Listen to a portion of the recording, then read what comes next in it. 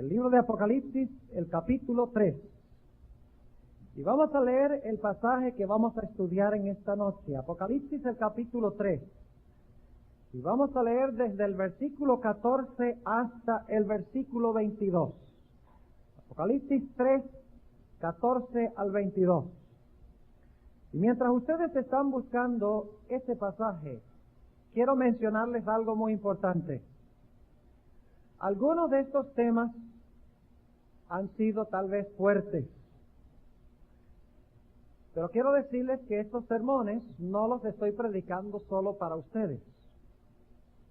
Cada vez que predico un sermón, reconozco que yo tengo la mayor necesidad de todos, de escuchar el sermón y de implementarlo en mi vida. Así que cualquier cosa que he dicho, lo he dicho con la intención no solamente de predicarle a ustedes, sino también de predicarme a mí mismo. Tenía una vez un anciano de la iglesia, una iglesia que yo pastoreé, que después de predicar un sermón, cuando salí, me dice: pastor, si usted nos pisó mucho en el sermón de hoy. Y yo le dije: hermano, ¿no ha visto usted mis zapatos recientemente? Porque mi propósito no es pisar los pies de los demás, sino que por cada pisón yo estoy aquí detrás del púlpito pisándome mis zapatos también. Apocalipsis 3 y el versículo 14 en adelante. Dice lo siguiente: y escribe al ángel de la iglesia en la Odisea. He aquí, dice el Amén, el testigo fiel y verdadero, el principio de la creación de Dios. Yo conozco tus obras, que ni eres frío ni caliente. Ojalá fueses frío o caliente. Mas porque eres tibio y no frío ni caliente, te vomitaré de mi boca. Porque tú dices: yo soy rico y estoy enriquecido y no tengo necesidad de ninguna cosa. Y no conoces que tú eres un cuitado y miserable y pobre y ciego y desnudo. Yo te amonesto que de mí compres oro afinado en fuego, para que seas hecho rico, y seas vestido de vestiduras blancas, para que no se descubra la vergüenza de tu desnudez. Y unge tus ojos con colirio, para que veas. Yo reprendo y castigo a todos los que amo. Sé pues celoso y arrepiéntete.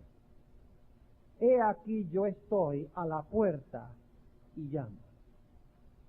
Si alguno oyere mi voz y abriere la puerta, entraré a él y cenaré con él y él conmigo. Al que venciere, yo le daré que se siente conmigo en mi trono, así como yo he vencido y me he sentado con mi Padre en su trono. El que tiene oído, oiga lo que el Espíritu dice a las iglesias. El mensaje de Dios a la iglesia de la Odisea.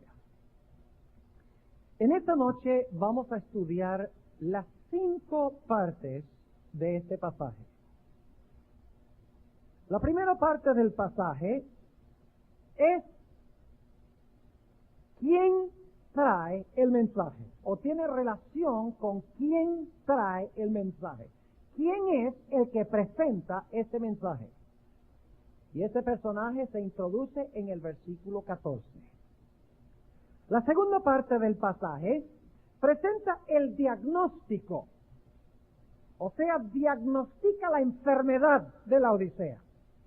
Porque en realidad el testigo fiel y verdadero, quien es el que presenta el mensaje, es un médico divino que está diagnosticando una enfermedad mortal que tiene la Odisea. Y el diagnóstico o la reprensión del testigo fiel se encuentra en los versículos 15 al 17. Luego, en tercer lugar, tenemos el remedio que receta el cirujano divino para la enfermedad de la Odisea. Esto se encuentra en el capítulo 3 y el versículo 18. Luego encontramos en cuarto lugar el propósito, la razón por la cual se da el mensaje, en el capítulo 3 y los versículos 19 y 20. Y finalmente, encontramos cuál será la recompensa del que acepte el mensaje del testigo fiel, en el capítulo 3 y el versículo 21. Así que básicamente en este mensaje tenemos 5 partes. Primero se introduce quién da el mensaje. En segundo lugar, cuál es la enfermedad de la Odisea. En tercer lugar, cuál es el remedio para la Odisea. En cuarto lugar, ¿por qué se da este mensaje? Y en quinto lugar, ¿cuál será la recompensa del que escuche la voz del testigo fiel a la iglesia de la Odisea? Hay algunos detalles interesantes en cuanto a este mensaje. De todas las iglesias de Apocalipsis, Dios tiene algo que decir bueno, menos de la Odisea. Ustedes notan en los mensajes a Éfeso, a Tiatira, aún a Pérgamo, donde está el trono de Satanás.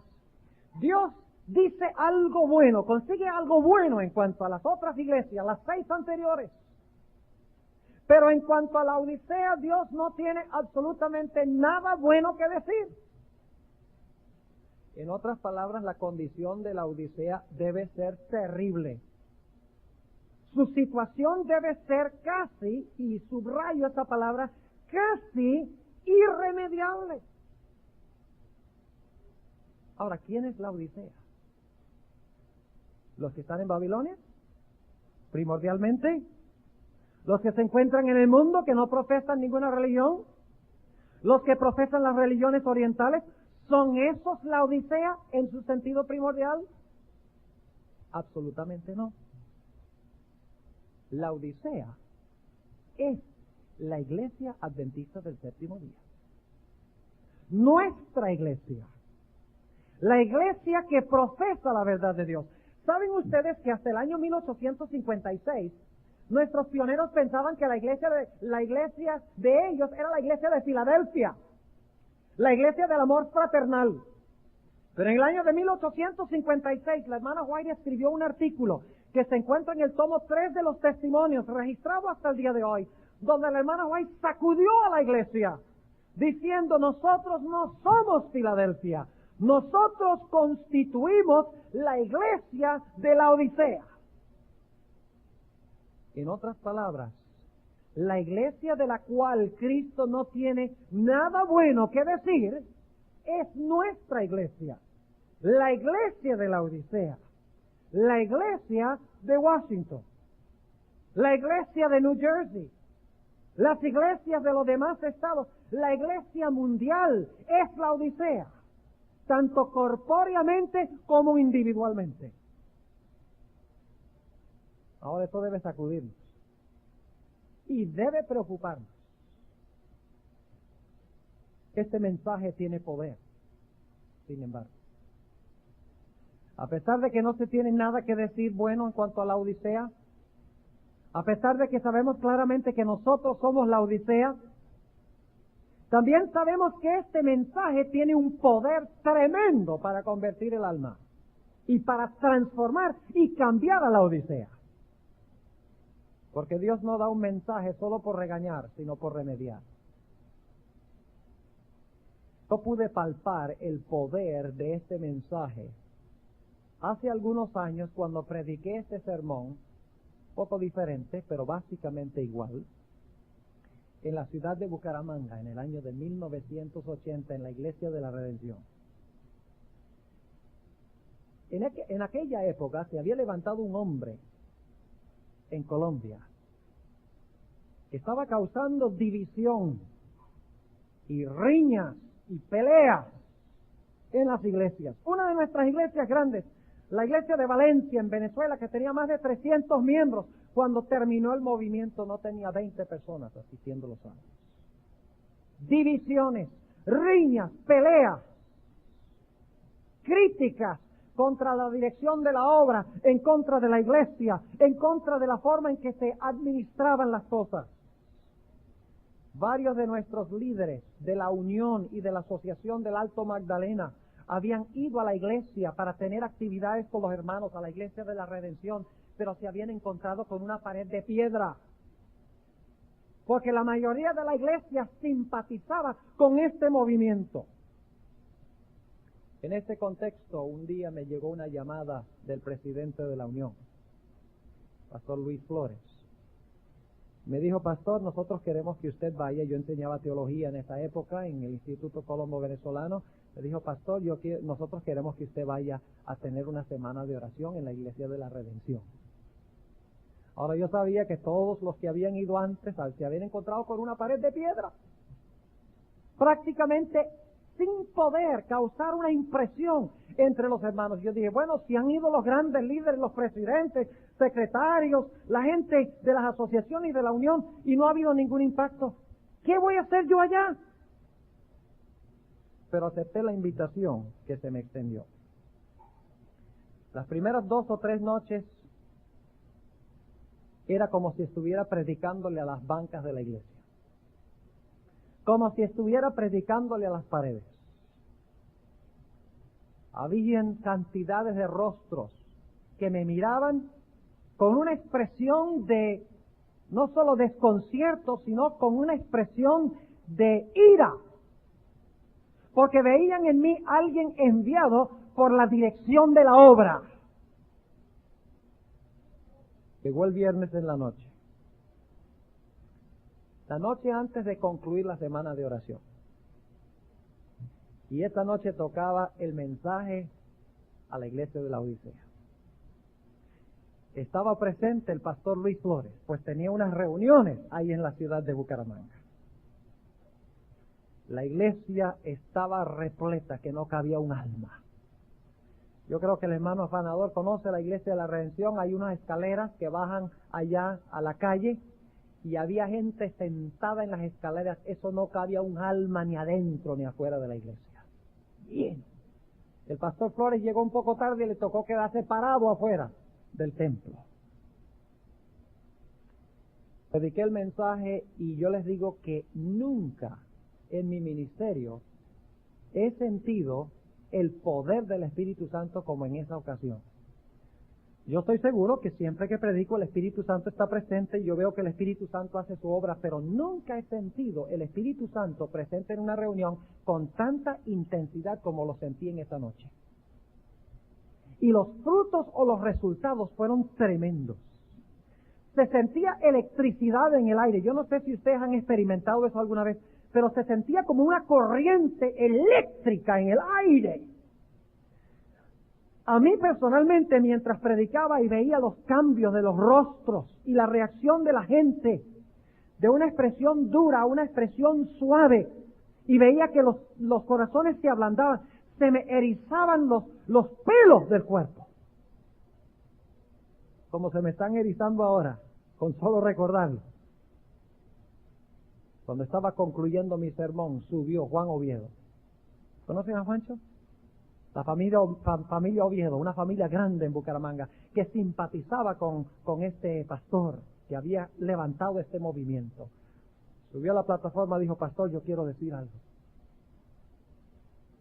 Yo hoy he llamado a que la gente manifestara públicamente el arrepentimiento y que se confesaran los pecados unos a otros, porque habían padres contra hijos y habían amigos que no se hablaban los unos a los otros, porque unos estaban en un lado y los otros estaban en el otro lado. Juan se paró, y puedo relatar la historia porque Juan es un hombre fuerte en la iglesia y toda su familia son miembros fuertes de la iglesia adventista del séptimo día. Se paró llorando Pasó varios minutos que no podía hablar, le cedí el micrófono, no podía hablar, lloraba y lloraba, hasta que finalmente en medio de los sollozos invitó al pastor Luis Flores, el presidente de la Unión, a quien él había criticado mordazmente, a quien él había atacado, junto con los otros dirigentes, invitó al pastor Flores a venir a la plataforma. Y le dio un tremendo abrazo al pastor Flores. Y públicamente le pidió perdón por la forma que había hablado de él. Luego él hizo un llamado, yo no lo hice, él hizo un llamado a la congregación. Él dijo, yo sé que hay muchas personas aquí que no se pueden ni mirar. Yo sé que hay muchas personas aquí que tienen pecado en su vida, que han criticado y que han procurado usar el mensaje de la Odisea para destruir. Ahora es el momento de arreglar las cosas. Y qué extraordinario, empezaron a pararse las personas que habían estado enemistadas unas contra las otras. Pastor Campos se paró y fue a donde sus dos hijos, que estaban involucrados en el movimiento, y en medio de lágrimas, les pidió disculpas por la forma como él los había tratado. Y ellos derramaban lágrimas profusamente. Los amigos empezaron a parar y a confesarse los pecados los unos a los otros y a Dios. Como resultado hubo un tremendo reavivamiento en esa iglesia. Yo regresé a la Iglesia de Redención en 1988 y cuando la gente me vio todavía podía recordar esa noche, ese viernes en la noche de la semana de oración. Y varios de ellos me dijeron, pastor, ese sermón marcó el punto de cambio y transición en mi vida. Y marcó el punto de transición y de cambio en esta iglesia. Así que el mensaje del testigo fiel y verdadero a la iglesia de la Odisea es un mensaje que tiene poder. Pero tiene poder si tan solo nosotros lo escuchamos. Porque si no lo escuchamos, entonces el mensaje tiene poder, pero no poder para salvar, sino poder para destruir. La sierva de Dios dice lo siguiente en cuanto a la iglesia de la Odisea, que somos nosotros. Se me mostró que hay muchos que piensan que son buenos cristianos cuando no tienen ni un solo rayo de Jesús. ¡Qué barbaridad! Lo dice de la iglesia de la Odisea, de nosotros. Se me mostró que hay muchos que piensan que son buenos cristianos cuando no tienen ni un solo rayo de Jesús. No tienen una experiencia viva por sí mismos en la vida divina. Ahora, ¿quién es el que presenta el mensaje a la Odisea? ¿Será que el mensaje que yo voy a predicar esta noche es un mensaje que estoy predicando yo? Pues si el mensaje descansa en mi autoridad, sería mejor que recogieran las Biblias y los abrigos y regresaran a la casa, porque mi autoridad no vale nada. Porque yo soy un ser humano junto con ustedes. Pero si nos damos cuenta quién habla en este mensaje, es mejor que escuchemos. Porque no es el predicador el que habla, sino que está hablando otro personaje. Cristo Jesús mismo. Ahora, notemos que en este mensaje no hay cabida para el error. El que está hablando aquí no se equivocó, ni se equivoca, por varias razones. Noten el capítulo 3 y el versículo 14. Varias razones por las cuales este mensaje es cierto, lo queramos recibir o no lo queramos recibir. Versículo 14, y escribe al ángel de la iglesia de la Odisea. He aquí dice el amén. ¿Qué significa la palabra amén? Así sea o así es. Así que ¿quién está presentando este mensaje? El así es.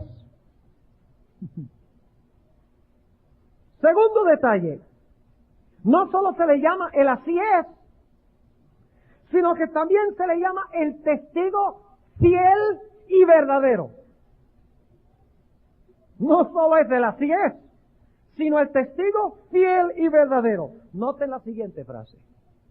El principio de la creación de Dios. O sea, el que principió la creación de Dios. Ahora, si Cristo principió toda la creación, ¿ustedes creen que Él sabe todos los secretos de sus seres creados? Lógico que sí. Y luego sigue diciendo, yo conozco tus obras. Se repite en varias formas. De que el que está hablando no está hablando sin autoridad, está hablando con gran autoridad. Primero es el así es. Segundo es el testigo fiel y verdadero. En tercer lugar es el principio o el que principió toda la creación de Dios. Y en cuarto lugar, él dice, yo conozco tus obras. Así que el mensaje que él presenta, ¿es verdad o no es verdad? ¿Podemos confiar en el mensaje? Yo creo que debemos confiar en el mensaje, la pura verdad, porque es Cristo Jesús el que lo presenta. Ahora hablemos de la enfermedad de la Odisea. De nosotros. Pongámoslo más personal, no de ustedes, de nosotros. ¿Cuál es nuestra enfermedad? ¿Qué es lo que dice el así es? ¿Qué es lo que dice el principiador de la creación de Dios? ¿Qué es lo que dice el testigo fiel y verdadero? ¿Qué es lo que está diciendo el que conoce las obras de la Odisea? ¿Cuál es la enfermedad? Obviamente la Odisea y Cristo se ven en una perspectiva muy distinta. ¿No es cierto? ¿Cómo se ve la Odisea? Versículo 17. Porque tú dices, dice la Odisea, yo soy rico y estoy enriquecido y no tengo necesidad de ninguna cosa. La Odisea dice, yo veo muy bien, tengo visión 2020. La Odisea dice, yo estoy rica y enriquecida, tengo grandes riquezas. Y la Odisea dice, yo estoy lujosamente vestida. Eso es lo que dice la Odisea. Pero cuán diferente es la perspectiva del testigo fiel. Porque el testigo fiel dice exactamente lo opuesto. Noten lo que dice en el versículo 17, la última parte. No conoces. No, pues entonces no tiene la culpa si no conoce. El espíritu de profecía dice que no conoce porque no quiere conocer. Es ignorancia, ella lo llama ignorancia voluntaria. El que puede saber y desea no saber y decide no saber es responsable como si supiera. ¿Es así o no es así? Sí. Ahora, ¿cómo ve Cristo a la Odisea? La Odisea se ve rica, vestida y con visión 2020. Pero noten cómo la ve Jesús. La última parte del versículo 17. No conoces que tú eres un cuitado y miserable y pobre. ¿Pobre es lo opuesto de qué? Y ciego. ¿Ciego es lo opuesto de qué? De ver. Y desnudo. ¿Desnudo es lo opuesto de qué?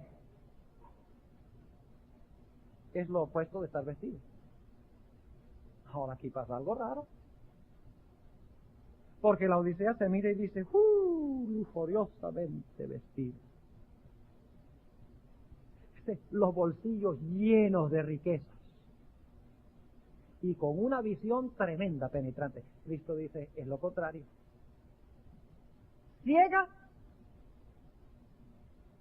pobre y desnuda. Obviamente algo terrible le pasa a la Odisea. Lógicamente, si está ciega, pues no se daría cuenta de que está desnuda. Ahora, ¿cuál es el problema de la Odisea? Vamos a anotar aquí cuál es el problema de la Odisea. Versículo 15. Estamos diagnosticando la enfermedad. Porque es que Dios no les puede recomendar un remedio, al menos que sepamos cuál es la enfermedad. Dios no puede recetar, un médico no puede recetar pastillas para la alta presión si no sabe que una persona tiene alta presión. ¿No es verdad? Hay que saber primero cuál es la enfermedad. Y obviamente la Odisea dice, yo estoy muy bien de salud, gracias. Y Cristo dice, no estás enferma. Ahora, ¿cuál es la enfermedad? Versículo 15. Yo conozco tus obras, que ni eres frío ni caliente. Ojalá fueses frío o caliente. Mas porque eres tibio y no frío ni caliente, te vomitaré de mi boca. Ahora, yo les quiero preguntar algo. ¿Qué es agua tibia? ¿Qué es agua tibia? Cuando ustedes toman un vaso de agua caliente y un vaso de agua fría, y echan en un recipiente el vaso de agua caliente y el agua fría, ¿cuál es el resultado? Agua tibia. Así que obviamente la Odisea tiene algo caliente y tiene algo frío. Y por eso es tibia.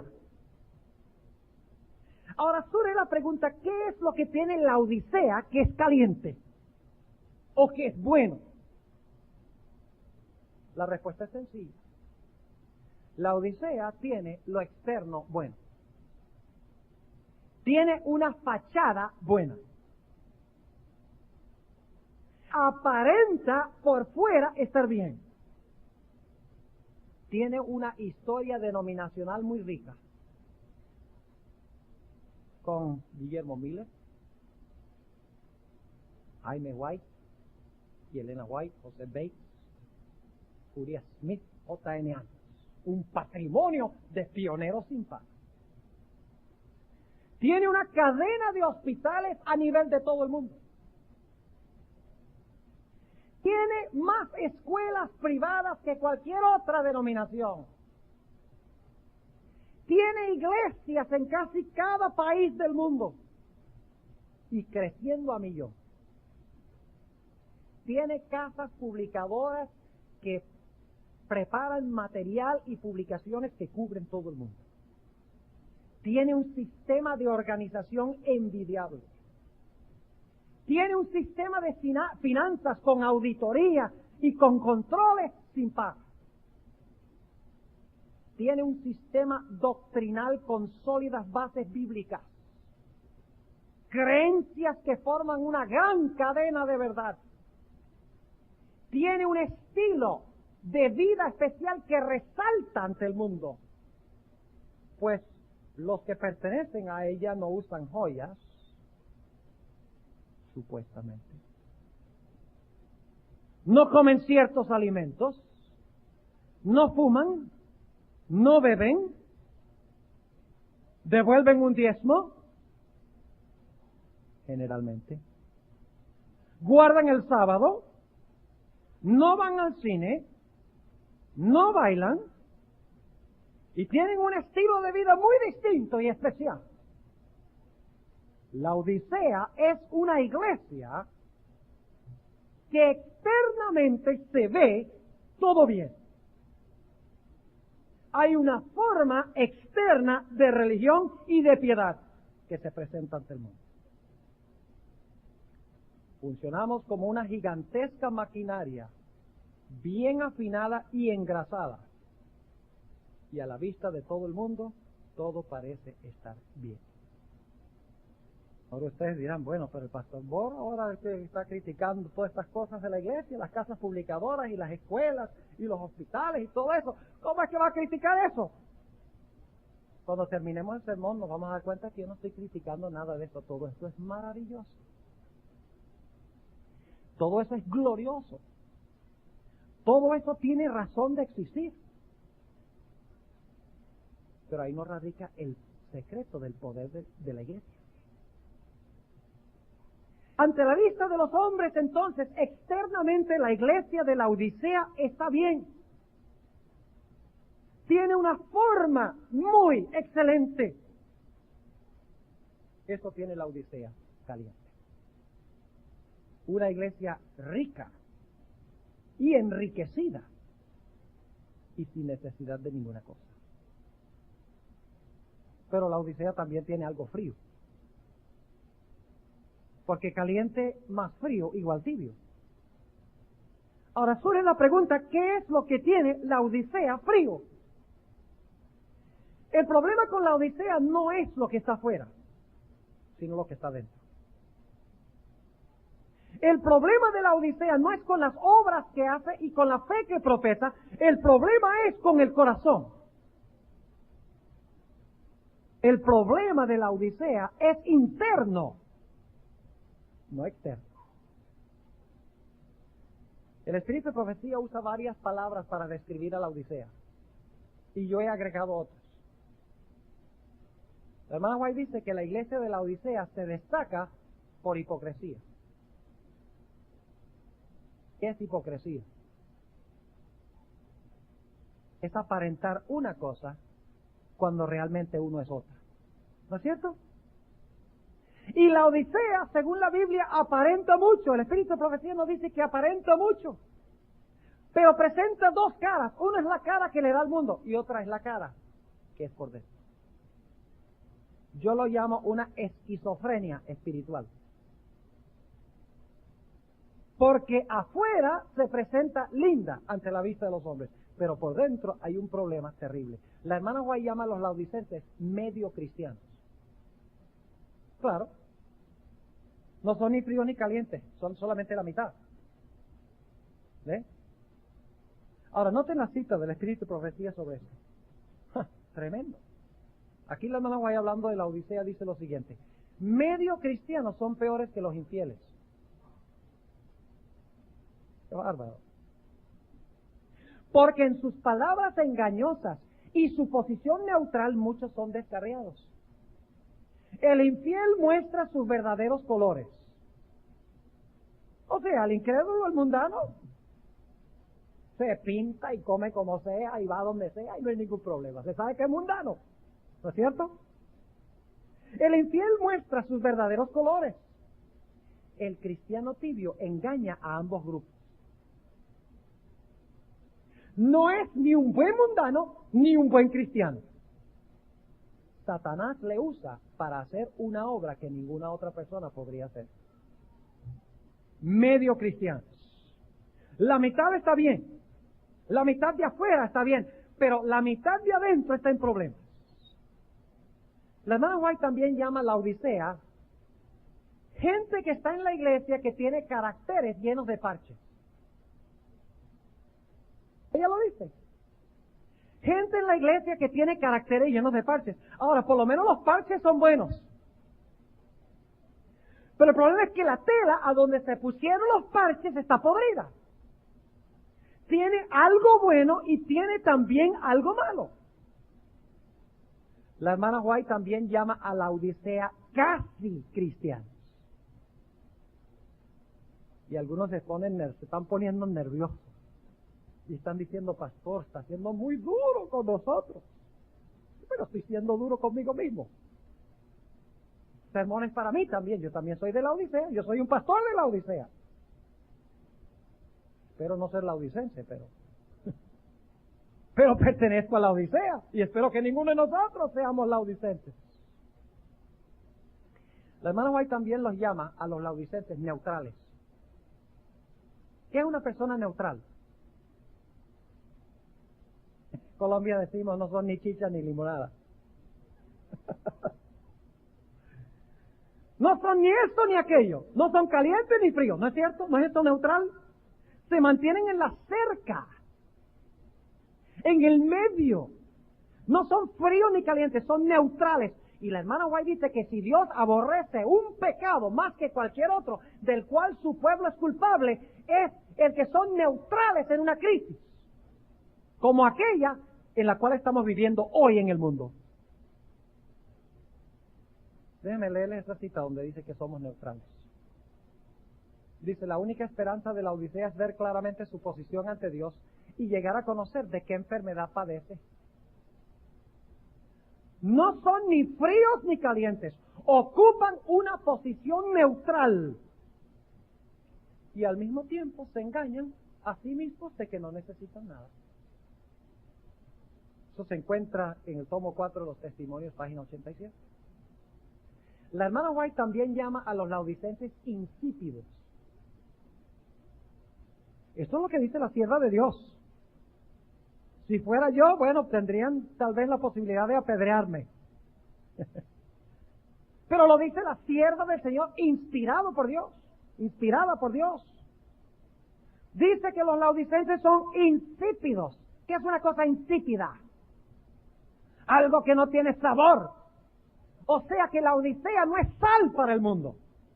Ha perdido su carácter de sal, ¿no es cierto? Dice la sierva de Dios, tomo 7 del comentario, página 962. Dice, el mensaje a la iglesia de la Odisea se aplica con certeza a aquellos cuya experiencia religiosa es insípida y quienes no dan un testimonio decidido en favor de la verdad. El Espíritu de Profecía llama a los laodicenses actores. ¿Qué es un actor? Juega la parte de otra persona. Pero por dentro no es esa persona. Pero puede jugarla también, que puede engañar a la gente para que piensen que él es esa persona. Así que el Espíritu de Profecía llama a los laodicenses actores. Tal vez les puedo dar una ilustración para que podamos entender lo que estoy diciendo. Cuando ustedes ven un árbol de manzanas y el árbol está sano, ¿qué esperarían ustedes que produzca el árbol? Manzanas, ¿cierto? Pero supongamos que ustedes el árbol de ustedes tiene una enfermedad y no produce manzanas en el patio de la casa. ¿Sabes lo que podrían hacer? Pueden ir al supermercado y comprar 10 kilos de manzanas. Y vuelven a la casa y con hilos cuelgan las manzanas del árbol. No lo digo por ser chistoso, porque voy a hacer un punto muy importante. Yo les pregunto algo, ¿podrían ustedes engañar a la mayoría de la gente con esas manzanas colgadas por hilos? ¿Qué pasa por ahí? ¿Sí o no? Claro que sí. La gente pasa y dice, ¡ay, qué árbol tan lindo! ¡Mire qué manzanas tan jugosas produce este árbol! Pero lo que no saben es que las manzanas están artificialmente puestas, son una fachada externa, pero no fueron producidas por el interior del árbol. Ese es el problema de la Odisea. Tiene muchas cosas externas, buenas, bonitas, una buena fachada, pero el problema es que esa fachada no se desprende del corazón, sino que son frutos artificiales colgados del árbol. La hermana White dice que el problema de la Odisea es el mismo problema de los fariseos de la época de Cristo. Ese es otro nombre que le da ella a la Odisea. Oye, la hermana White sí fue dura con la iglesia de la Odisea. Ella dice que el problema de los laodicenses es el mismo problema que los fariseos de la época de Cristo. Ahora, ¿cuál fue el problema de los fariseos de la época de Cristo? Vamos a Mateo. Estamos diagnosticando el problema y tal vez estamos decaídos y estamos diciendo, ay, qué esperanza hay para nosotros. Si el Señor nos dice que somos hipócritas y medio cristianos y tibios y actores y nos usa toda esta terminología y nos pega duro, ¿qué esperanza hay para nosotros? No hemos llegado al remedio todavía. Por eso lo dejo de último, porque hay que dejar las buenas noticias de último. ¿No es cierto? Para que se vayan contentos. Para que no se vayan bravos de la iglesia. Note lo que dice Mateo el capítulo 5 y el versículo 20. Este es el tema central del Sermón del Monte. Mateo 5:20. Porque os digo, y el que habla aquí es ¿quién? ¿Y quién habla en Apocalipsis 3? ¿Es el mismo? Sí. Porque os digo que si vuestra justicia no fuere ¿qué? ¿Menor? No. ¿Debemos nosotros tener por lo menos lo que tienen los fariseos, sí o no? ¿Y algo más? Sí. Empezamos a ver un punto. Yo no estoy diciendo que no necesitamos hospitales y casas publicadoras y escuelas y un estilo de vida distinto. No estoy diciendo eso. Los fariseos tenían todo eso. Pero lo que estaba podrido era la motivación. Sigamos leyendo, porque os digo que si vuestra justicia no fuere mayor que la de los escribas y los fariseos, no entraréis en el reino de los cielos. Ahora surge la pregunta, ¿qué era la justicia de los fariseos? ¿Cómo era la vida de los fariseos? ¿Eran hipócritas? Mateo 23, y la hermana White dice que la iglesia de la Odisea es farisaica. Eran hipócritas. Mateo 23, dentro de un momento vamos a ir allá. ¿Por qué eran hipócritas? Porque ante los hombres presentaban una ¿qué? Una fachada bien linda. ¿Sí o no? Pero ¿qué pasaba con su corazón? Todas sus obras eran manzanas colgadas por un hilo de un árbol. Y los que pasaban decían, ¡oh, qué lindo! Pero si se hubieran acercado un poquito más, se hubieran dado cuenta de que esos eran puros frutos artificiales que ellos habían colgado en el árbol. Y que no habían venido naturalmente por causa de la naturaleza del árbol. Ahora, ¿cuál era la justicia del fariseo? Noten el versículo 21. Oísteis que fue dicho a los antiguos, no matarás. Mas cualquiera que matare será culpado del juicio. ¿Saben ustedes que el Espíritu Profecía dice que cuando Jesús declaró estas palabras, los fariseos estaban echando fresco? Y estaban diciendo, oh, buen sermón ese de Jesús. Porque nosotros nunca hemos matado ni mataríamos a nadie. Pero cuando Jesús dijo las siguientes palabras, después de eso no les gustó mucho. Porque aunque no habían cometido la acción externa de matar a alguien, sí habían tenido adentro lo que Cristo describió en el siguiente versículo. Noten el versículo 22. Mas yo os digo que cualquiera que se enojare locamente con su hermano será culpado del juicio. Y cualquiera que dijere a su hermano raca será culpado del consejo. Y cualquiera que dijere fatuo será culpado del infierno del fuego. Ahora, ellos no habían matado a nadie, pero sí habían sentido enojo, que es algo interno. Un poco más adelante en el versículo 27, Jesús habla del adulterio. Oíste que fue dicho, no adulterarás. Los fariseos dijeron, ese sí es un sermonazo de primera. Pero en el siguiente versículo no les gustó lo que Jesús dijo. Porque aunque ellos hacían las acciones correctas, no era porque brotaba de su corazón. Dice en el versículo 28, mas yo os digo, que cualquiera que mira a una mujer para codiciarla, ya adulteró con ella en su corazón. Hoy en día hay iglesias que dicen que Cristo clavó la ley en la cruz. Díganme ustedes, ¿quién exige más? ¿La ley del Antiguo Testamento o la ley de Cristo? El Antiguo Testamento sencillamente dice no cometerás adulterio. Pero aquí Jesús dice, eso significa que ni en la mente. Jesús no exige menos en su ley, exige más. Ahora noten, los fariseos nunca habían cometido el acto del adulterio y ellos pensaban que como resultado eran bastante buenos. Pero habían ellos sentido en su corazón codicia. La mujer adúltera. Lean lo que dice el Espíritu de Profecía. Ellos habían codiciado a la mujer adúltera, la misma que querían apedrear por cometer el acto del adulterio. Y Jesús se arrodilló y empezó a escribir allí, adulterio. Es que empezó a escribir cómo ellos se sentían en su corazón, que nadie podía ver, el problema interno. Y ya ustedes saben qué pasó. Salieron corriendo de allí. Porque a pesar de que tenían una fachada externa muy bonita, por dentro tenían un problema serio.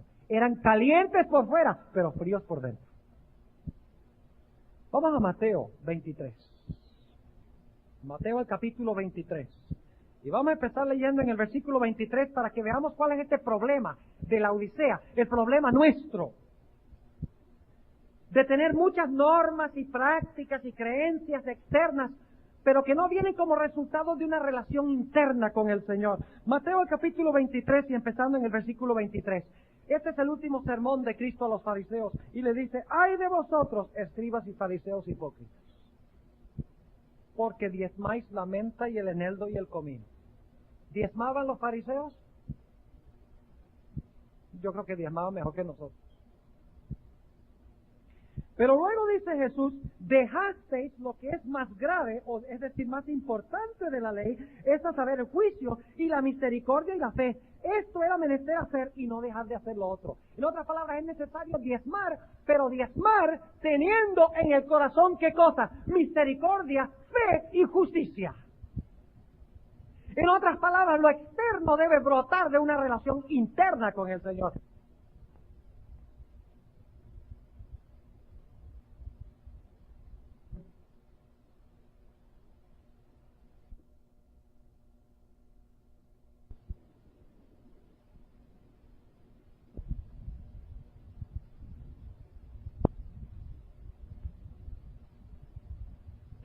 ¿Han ido ustedes a un cementerio donde tienen monumentos grandes, lindos, en honor a una persona importante? Yo pienso, por ejemplo, en el cementerio ese en Battle Creek, está un tremendo monumento a C.W. Post, quien originó los cereales Post. ¡Tremendo! Y uno lo ve y es hermosísimo. Pero ¿qué está debajo del sepulcro? Adentro del sepulcro. Ya ustedes saben, Jesús lo dice. Dice, sois semejantes a sepulcros blanqueados que de afuera a la verdad se muestran hermosos, mas de adentro están llenos de huesos de muertos y de toda suciedad. ¿Están captando cuál es el problema de la Odisea? ¿Por qué es tibia? Porque por fuera tiene muchas cosas que la distinguen de los demás. Por eso se considera rica y vestida y con buena visión. Pero lo que esconde por dentro es otra historia. El problema de los laodicenses es el mismo problema del fariseo en la historia del fariseo y el publicano. La hermana Fay lo dice. Un fariseo y un publicano fueron al templo a orar. Y dice la Biblia que el fariseo empezó a orar consigo mismo. Y dijo, gracias te doy, Señor, que no soy como los demás hombres. Ayuno 2 veces a la semana. Devuelvo mi diezmo. ¿Algo malo con ayunar? ¿Algo malo con diezmar? Voy a la iglesia los sábados. ¿Qué más me falta? Que había en el mismo lugar un publicano. Y él dice, y menos mal que yo no soy como este deplorable publicano. ¿Eh? Yo soy diferente, yo soy mejor, yo tengo gran justicia ante Dios. ¿Y qué decía el publicano? Sé propicio de mí. Golpeaba su pecho y decía, sé propicio de mí, Señor, porque yo soy hombre pecador. ¿Tenía el publicano sus ojos 20/20? ¿Ah? Sí. ¿El fariseo estaba ciego? Claro que sí. ¿El fariseo amaba a su prójimo? ¿Tenía amor? No. ¿El fariseo estaba vestido con la justicia de Cristo? Estaba vestido con su propia justicia. Y la Biblia dice que el publicano se fue a la casa justificado, mientras que el fariseo no, porque el fariseo ya se había justificado a sí mismo. Es la misma historia del joven rico. Es interesante, casi todas las parábolas de Jesús enseñan este mismo problema. El joven rico viene a Jesús y le dice, ¿qué necesito hacer para tener la vida eterna? Jesús le dice, bien, guarda los mandamientos. Empieza por ahí. Y el joven le dice a Jesús, ¿cuáles? Y Jesús le cita los mandamientos, le dice, no matarás, no cometerás adulterio, etc. Dice, ¡ah, ya listo! Llévame al cielo de una vez. ¿Qué más me falta? Todo esto yo lo he hecho. Yo lo he hecho desde mi juventud. Jesús le dijo, está bien. Si es verdad que tú estás guardando los mandamientos, ve y vende todo lo que tienes y dáselo a los pobres y tendrás tesoro conmigo en el cielo. Y ahí Cristo tocó el ídolo que se encontraba en el corazón de ese joven. Y se vio que toda su observancia de los mandamientos era solo una fachada externa, pero que en su corazón en realidad no tenía amor a Dios ni tampoco amor a su prójimo. Se jactaba de su propia justicia diciendo, yo he observado esto desde mi juventud. Estaba ciego en cuanto a su propia condición. Es el típico laodicense en la época de Cristo. es el mismo espíritu de los obreros que fueron llamados a trabajar en la viña.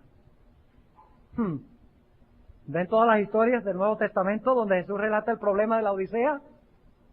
¿Le recuerdan que se llamaron obreros para trabajar a las 6 de la mañana? Y el dueño de la viña le dijo, les pago un denario. Ok, está bien.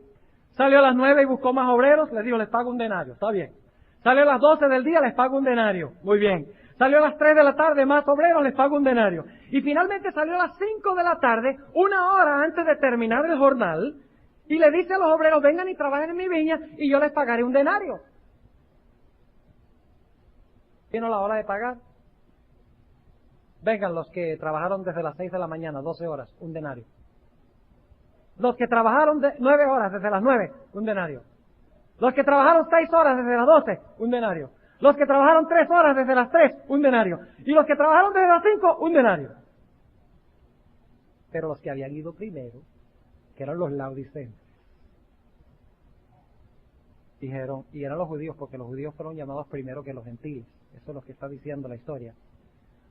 Los primeros le reclamaron al dueño de la viña y le dijeron, no, las cosas no funcionan así. Nosotros trabajamos más y merecemos más. Nosotros hicimos más, merecemos más. En otras palabras, en vez de agradecer la misericordia del dueño de la viña, estaban reclamando que porque ellos habían obrado mucho más, Dios tenía que pagarles más. Es la misma historia del hijo mayor. ¿Saben ustedes que el pródigo no fue el hijo menor? El pródigo fue el que se quedó en la casa. El pródigo en la casa. Y nos olvidamos a veces que en esa historia hay un hermano mayor. En realidad, el laodicense primero es el joven, es el hijo menor. Él es laodicense al principio. Porque él le dice al padre, yo no te necesito, dame mi herencia, me voy. ¿Cierto? Estoy rico y enriquecido y no necesito ninguna cosa. Y el joven se va, autosuficiente, creyendo que puede vivir sin el padre. Y hace y deshace. Pero de repente cuando se encuentra en una condición deplorable, ¿se le abren los ojos, sí o no? Donde antes se sentía muy autosuficiente, ahora ve la condición en la cual se encuentra. Se encuentra prácticamente desnudo, sucio, inmundo, oliendo a cerdo. Viendo que no tenía ninguna justicia para recomendarse al Padre porque era un pecador. Y cuando él abrió los ojos y vio,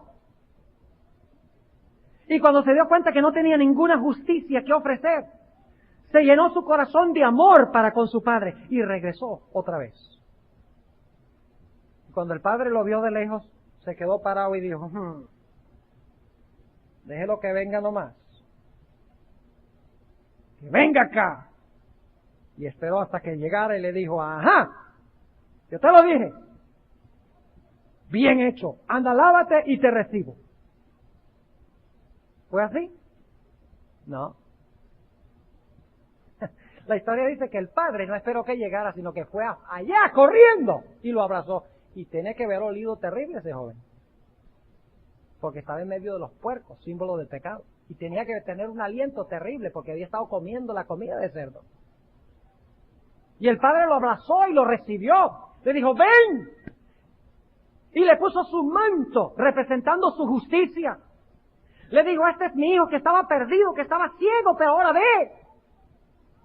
Es un alma rescatada ahora, porque aceptó el mensaje a la Odisea. Pero en la casa había otro joven, el hijo mayor, el fariseo, el laodicense. Por allá estaba andando cuando de repente oyó música en la casa y eso, y llamó a un criado y le dijo, ¿qué pasa en la casa?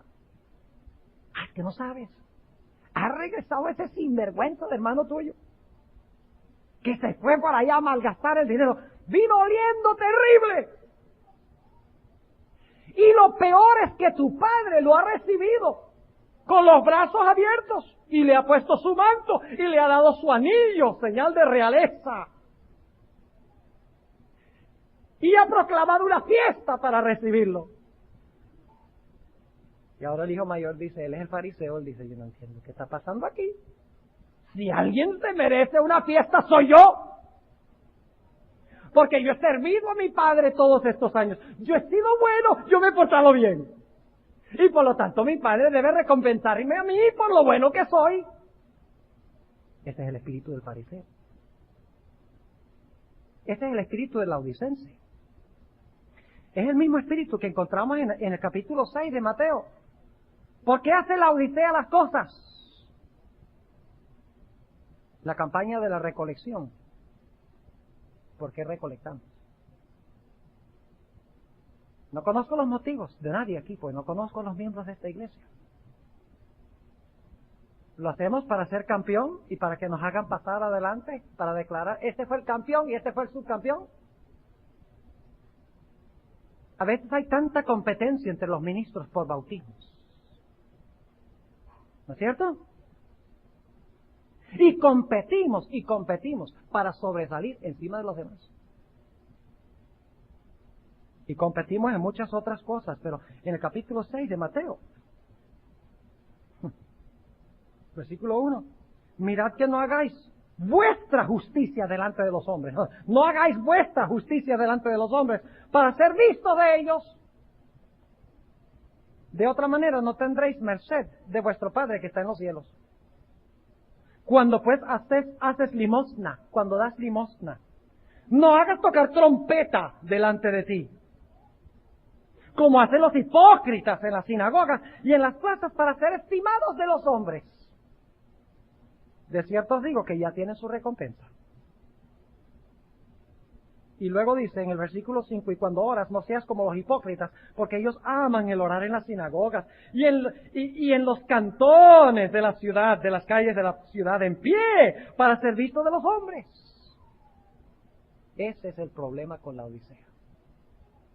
Una fachada externa hermosa, una religión de formas, la forma de la piedad, pero con la motivación incorrecta. Los pecados, sino el pecado. Porque el pecado adentro es el que produce pecados. Pero la Odisea cree que si puede arrancar suficientes pecados de afuera, todo está bien. Pero el problema no es con los pecados que se cometen, el problema es con el pecado interno que nos lleva a pecar. Y por lo tanto la única solución está en corregir lo de adentro para que lo de afuera se corrija. ¿Es así o no es así? ¿No es lo que dice Jesús en Mateo 23? Dígame usted, si ustedes tienen un árbol, ¿ustedes pueden matar el árbol arrancándole hojas? ¿Ah? No. ¿Cómo hacen para matar el árbol? Lo tienen que arrancar de raíz. El hermano White dice que la razón por la cual muchos de nuestros jóvenes salen de la iglesia es porque se les trata de imponer las cosas y se les dice, no, tú no puedes ir al cine, tú no puedes llevar estas joyas, tú no puedes hacer esto, tú no puedes hacer lo otro. Y se sienten obligados a no hacerlo. Colgar manzanas con hilos al árbol. O arrancar hojas. Cuando yo venza todos estos pecaditos, entonces yo seré perfecto. El problema no es con los pecados. El problema es con el pecado interno en el corazón. El problema no son nuestras acciones, el problema son nuestros pensamientos. Dice el Espíritu de Profecía lo siguiente: cada acción debe juzgarse de acuerdo con el motivo que lo produjo. Tomo 2 de los testimonios, página 512. Cada acción debe evaluarse a la luz de ¿qué? A la luz del motivo interno que lo produjo. Ahora yo les pregunto, ¿hay algunas acciones que son aparentemente buenas que son malas ante la vista de Dios? Un filántropo construye un tremendo hospital para que le pongan el nombre de él al hospital y todo el mundo lo alabe. ¿Fue bueno construir el hospital, sí o no? ¿Pero fue con la motivación correcta? No. Y de la misma forma es posible que algo salga mal, pero que se haya hecho con la motivación correcta. ¿No es cierto? Dice la hermana White en el libro Hijos e Hijas de Dios, página 171, cada acción deriva su valor del motivo que lo produjo. En otras palabras, lo importante no es lo externo, sino que lo interno esté bien, el motivo que da Dios en el corazón, porque cuando el motivo es correcto, todo lo demás se arregla. Cuando Cristo está en el corazón, el sábado se arregla solo. Y nadie salga de aquí diciendo que el pastor Bohr dijo que ya no tenemos que diezmar, ni guardar el sábado, ni practicar las normas de la salud. Lo que estoy diciendo, mis hermanos, es que la Odisea hace muchas cosas externas cuando la gracia de Cristo está ausente del corazón. Y cuando Cristo entra al corazón, entonces se arreglarán todo lo externo y habrá una justicia aún mayor que la de los fariseos. Habrá mayores obras que la de los fariseos, pero producidas con la motivación correcta. En el libro Conducción del Niño, la sierva de Dios dice, la página 201, el motivo determina si la acción es buena o mala. De lo que sale de adentro.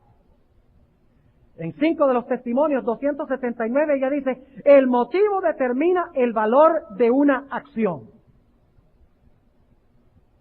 En otras palabras, la Odisea necesita ver la profundidad del pecado. El pecado no es acciones malas. El pecado es un corazón malo. Yo les pregunto, ¿dónde está Cristo en el mensaje de la iglesia de la Odisea? ¿Dónde está Cristo en relación con esta iglesia rica y enriquecida sin necesidad de ninguna cosa? ¿Dónde se encuentra Cristo en el mensaje? Sentado en el trono del corazón. ¿Ahí se encuentra? ¿Dónde se encuentra Cristo? He aquí, yo estoy a la puerta y llamo. Si Él está llamando a la puerta es porque la Odisea lo tiene ¿dónde? Afuera del corazón. A pesar de que la Odisea hace muchas cosas hermosas, Cristo está fuera del corazón. Esas cosas no las motiva Cristo, sino que son obras artificiales producidas por la voluntad humana. ¿Entienden lo que estamos diciendo? Y por lo tanto los laodicenses muchas veces son bien miserables. ¿Saben que la hermana White nos dice que la forma en que nosotros podemos llevar a los jóvenes a vivir de acuerdo a las normas no es predicarles las normas desde el púlpito, sino es llevarlos a los pies de Cristo? Y ella dice que cuando los jóvenes vayan a los pies de Cristo, el cine se arregla solo. Cuando los jóvenes son llevados al pie de Cristo y Cristo entra en el corazón del hombre, el problema de las joyas salen volando del cuerpo. Cuando el hombre conoce a Cristo como su Salvador y Cristo entra al corazón, el hombre hace mayores obras que si Cristo no hubiera entrado. Mayores obras que el fariseo. El problema de la alimentación se arregla solo cuando Cristo habita en el corazón. A menudo nosotros condenamos a un adúltero. Como laodicenses decimos, ajá, ese cometió adulterio. Ese hay que borrarlo de los libros de la iglesia. ¿Cuántos de ustedes han visto a un miembro que lo han borrado por codicia? O por orgullo. O por celos. O por envidia. O por rencor. Que son cosas que yacen en el corazón, que puede ser que no se expresen en la acción, pero están allí. Y Cristo no está en el corazón. Y a veces los que más critican al que cometió el acto o la acción del adulterio son los que están llenando su mente con adulterio delante del televisor todos los días. Y aquellos que no se atreverían a levantar un revólver para matar a alguien, meten un video en la casa donde se matan decenas y centenares de personas en una película. Pero porque no se comete el acto de matar y el acto del adulterio, la Odisea dice, estoy bien porque no he cometido la mala acción. Pero el problema está en el corazón. El problema con la Odisea es que tiene mucha teología y teoría y doctrinas en la cabeza. En el intelecto. Cree mucho, pero hace poco. La hermana White dice, y aquí vamos a terminar con el diagnóstico de la Odisea, que ha sido bien lóbrego. Oscuro el diagnóstico. La hermana White dice cuál es el problema de la Odisea. En el tomo 4 de los testimonios, página 88, ella dice, está ausente en sus corazones la obra interna de la gracia. Está ausente en sus corazones la obra interna de la gracia. Caliente por fuera, fría por dentro. Y el resultado es tibia. Pero ahora hablemos del remedio. de la solución. Yo doy gracias a Dios de que hay un remedio. Hay un remedio para la Odisea. Sí, aún para la Odisea. Había un remedio también para los fariseos. Muy pocos fariseos se convirtieron. Nicodemo fue uno, el apóstol Pablo otro. Sí hubo esperanza. Pero ese Pablo que decía, hebreo de los hebreos, circuncidado al octavo día, según la ley, irreprensible, tuvo que tener una visión de Jesús. Y Jesús tuvo que rebajar su orgullo y tuvo que entrar a su corazón. Y entonces Pablo dijo, todo lo que yo consideraba ser grande antes, lo considero basura por ganar a Cristo. Así que si hubo esperanza para el fariseo Pablo, hay esperanza para los laodicenses también. Hablemos rápidamente del remedio. Ahora, si el problema de la Odisea es lo que está dentro, ¿dónde creen ustedes que los remedios hay que aplicarlos? ¿Necesita la Odisea más obras? No, la Odisea necesita más gracia. Adentro, la gracia divina. Hay que poner el hacha a la raíz del árbol. El testigo fiel y verdadero recomienda 3 remedios. Primero, el colirio. ¿Qué es el colirio? Es el Espíritu Santo. El colirio, según el espíritu de profecía, el testigo fiel lo da para curar la ceguera. Vamos a anotarlo en el capítulo 3 de Apocalipsis. Apocalipsis, el capítulo 3. Y noten el versículo 18. Ahora viene la amonestación o el remedio. Dice, yo te amonesto que de mí compres oro afinado en fuego para que seas hecho ¿qué? Rico. Noten, es pobre, pero si quieres ser rica, oro afinado en fuego. Y dice, y seas vestido de vestiduras blancas para cubrir su ¿qué? Su desnudez. Y luego dice, y unge tus ojos con colirio para curar su ¿qué? Su ceguera. En otras palabras, el colirio del Espíritu Santo, cuando le pedimos a Dios que nos dé el colirio para ver nuestra condición, nos damos cuenta que somos deplorables, que no somos tan buenos como creemos, y el Espíritu Santo nos ayuda, según el Espíritu de profecía, a detectar el pecado y a odiarlo. A detectar el pecado y a odiarlo. Luego dice el testigo fiel que debemos comprar oro afinado en fuego. No solamente debemos orar a Dios para que nos dé el colirio, para que nosotros nos podamos ver como Dios nos ve y no como nosotros nos vemos, mejores que lo que somos, sino que debemos comprar oro afinado en fuego. ¿Y cuánto es el precio de la compra? ¿Cuánto hay que pagar por eso? ¿Cómo que nada? Si dice compres oro afinado en fuego. Bueno, no cuesta mucho, cuesta todo. Para comprar el oro afinado en fuego tenemos que darnos totalmente a Cristo. Tenemos nosotros que vendernos a Cristo, entregarnos completos a Cristo. Este es el precio. Pero lo que recibimos de regreso es lo que dimos más interés. Oro afinado en fuego. El Espíritu de Profecía dice que el oro afinado en fuego, palabra de vida del Gran Maestro, página 123, es la fe que obra por el amor. O sea, ¿hay obras para el laudicense? ¿El laudicense hace obras? Sí, pero son obras que fluyen naturalmente del corazón. La salvación no es por fe sola. La salvación no es por obras solas. La salvación no es por fe más obras. La salvación es por una fe que obra. Cuando aparece la fe, aparecen inmediatamente las obras. Cristo no quiere de la Odisea menos obras. Él quiere más obras con la motivación correcta. Y si se lo pedimos, Él nos dará esa gracia en su corazón. Él nos dará el oro afinado en fuego, pero tenemos que entregarnos completa y totalmente a Él. Tenemos que vender todo lo que tenemos para poder comprar lo que Él tiene para nosotros.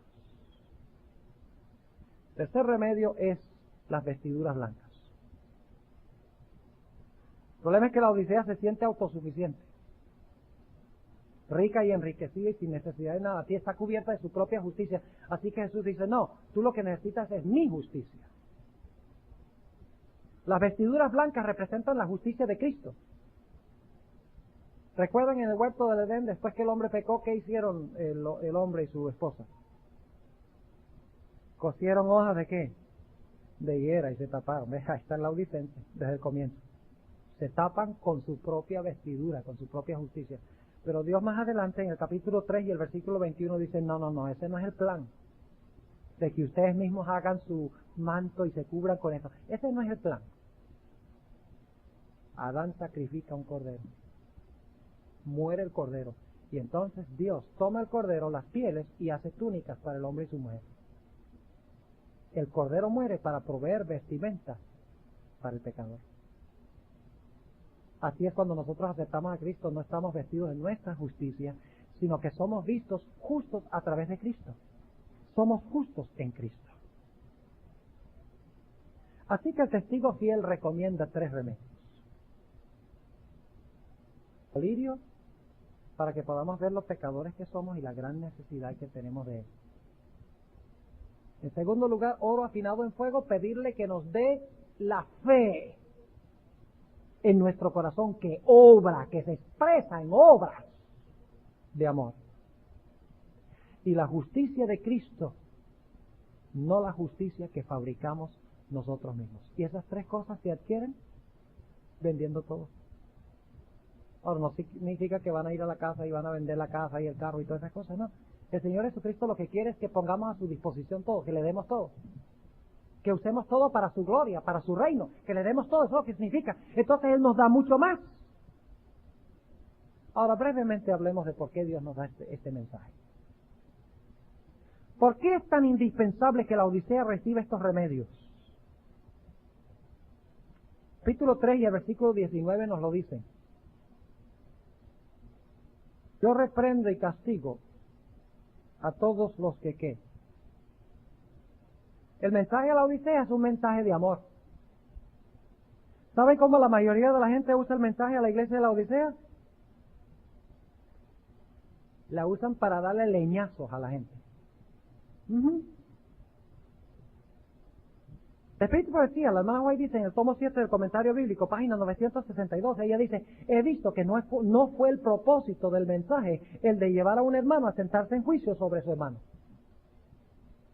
Ese mensaje esta noche sí le cayó al hermano tal. ¿No? Ese no es el plan. Dice, he visto que no fue el propósito del mensaje el de llevar a un hermano a sentarse en juicio sobre su hermano para decirle qué hacer o hasta dónde llegar, sino que cada individuo escudriñe su propio corazón y se preocupe por su propia obra individual. Lo que Dios quiere que hagamos esta noche. Y ella habla de personas que usan este mensaje para descorazonar y para criticar y para derribar a la iglesia. Dice ella en Testimonios para los Ministros, páginas 22 y 23, cuando se levantan hombres que pretenden tener un mensaje de Dios, pero que en lugar de luchar contra los principados y las potestades, contra los gobernadores de las tinieblas de este mundo, forman un cuadro hueco y vuelven las armas de combate contra la iglesia militante, temedlos. No llevan las credenciales divinas. Dios no les ha encargado en absoluto un trabajo tal. Quieren derribar lo que Dios anhela restaurar con el mensaje a la Odisea. Él hiere solo para que pueda sanar y no para hacer perecer.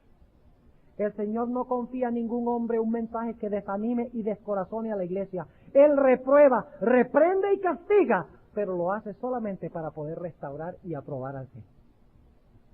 Ese es el propósito del mensaje a la Odisea. El propósito es que Dios reprende y castiga a aquellos que Él ama. Ahora, el propósito tiene una relación estrecha con el remanente. El Espíritu de Profecía nos dice que este mensaje del testigo fiel y verdadero es lo que va a causar el zarandeo en la iglesia. No voy a leer las citas porque ya el tiempo se ha ido, pero en primeros escritos, la sierva de Dios dice en la página 270, dice que este mensaje que hemos oído en esta noche es lo que va a causar el zarandeo en la iglesia adventista del séptimo día. Y dice que muchos lo aceptarán, y caerán sobre sus rodillas y rogarán a Dios de que les ayude a ver su condición y que les dé fe que obra por el amor y que les dé su justicia. Muchos lo van a hacer, pero otros se van a levantar en contra del mensaje, dice ella allí. Y van a decir, Dios es muy duro con nosotros, el mensaje es demasiado fuerte, nosotros no somos tan malos como se dice. Y van a ser zarandeados las personas que están en el remanente. Incidentalmente, el nombre de la Odisea significa juzgando al pueblo. Y en un juicio se hace una ¿qué? Una separación entre buenos y malos. Pero ella dice que aquellos que acepten el mensaje del testigo fiel recibirán la lluvia tardía y serán capacitados para proclamar el fuerte clamor del tercer ángel. Y yo quiero estar en ese grupo. Y de eso vamos a hablar mañana. De cómo recibir el poder del Espíritu Santo para proclamar con poder el mensaje, el fuerte clamor del tercer ángel de Apocalipsis, el capítulo 14. Para concluir en esta noche, ¿cuál es la recompensa? Para los que aceptan este mensaje, ¿cuál es la recompensa? El capítulo 3 y el versículo 21. Al que venciere, yo le daré que se siente conmigo en mi trono, así como yo he vencido y me he sentado con mi Padre en su trono. Quiero preguntar en esta noche, ¿cuántos de los presentes quieren sentarse con Cristo en su trono? ¿Quieren sentarse con Cristo en su trono? Gloria al Señor. Yo quiero. Anhelo eso más que cualquier otra cosa en el mundo. Sentarme con Él en su trono. Pero ¿qué necesitamos hacer para sentarnos con Él en su trono? Aceptar el mensaje del testigo fiel y verdadero. Ver nuestra necesidad, pedir fe que obra por el amor, y estar dispuestos de estar vestidos con la perfecta justicia de Jesús. Dios nos ayude para que podamos ver nuestra condición y aceptar los remedios del cirujano celestial.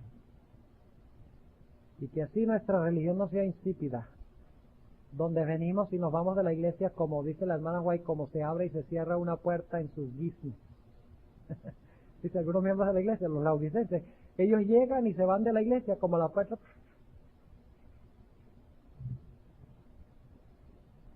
No una experiencia insípida, sino poder y gozo de estar en la casa del Señor. Oremos. Amante Padre Celestial, este mensaje en esta noche que tú nos das, un mensaje fuerte y nos duele, pero al mismo tiempo te damos gracias, porque preferimos que nos duela ahora y que no nos duela después. Quiero pedir, Señor, por esta iglesia, por las visitas, por los miembros. Oh Señor, ayúdanos a oír tu consejo. Ayúdanos a ver nuestra condición. Danos tu espíritu, danos el colirio, Señor. Inculca en nuestro corazón la fe verdadera, que obra por el amor. Y oh Señor, como somos tan pecadores, tan indignos, cúbrenos con la justicia perfecta de Jesús. Dale a esta tu iglesia poder, el poder de tu Espíritu. Y ayúdanos a proclamar el fuerte clamor para terminar tu obra, porque estamos cansados de estar en este mundo. Gracias, Señor, por habernos escuchado y por haber estado con nosotros en esta noche. En el nombre de Jesús. Amén.